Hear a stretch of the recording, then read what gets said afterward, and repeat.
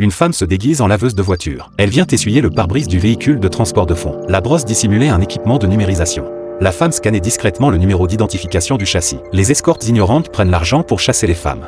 Après être partie, la femme sort rapidement son téléphone portable, a connecté un câble de données à l'appareil de numérisation et a transmis le numéro de châssis à ses complices via le téléphone. Après avoir reçu les données, Jacques a rapidement piraté le système de contrôle du véhicule. Il augmente ensuite la température à l'intérieur. La chaleur a incité le chef de l'équipe de sécurité à tenter de régler la climatisation.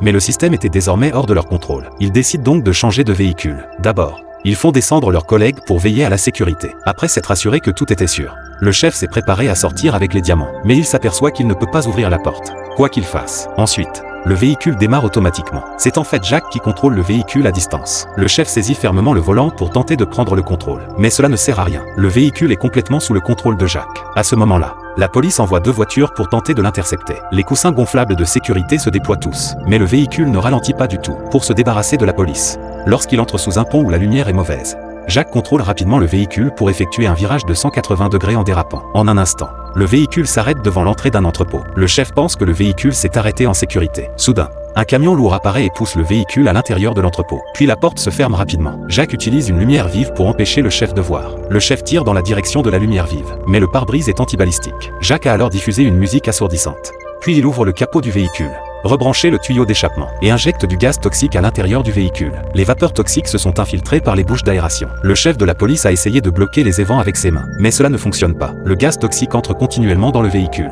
Le chef de la police a abandonné le combat, concentrant toute son énergie sur la protection de la mallette remplie de diamants. Mais peu après, il s'évanouit à l'intérieur du véhicule. Plus tard, la police trouve le chef, mais quand ils ouvrent la mallette pour vérifier, elle n'a découvert que l'argent utilisé pour payer la femme qui nettoyait les vitres. En réalité, Jacques avait déjà pris les diamants valant des centaines de millions.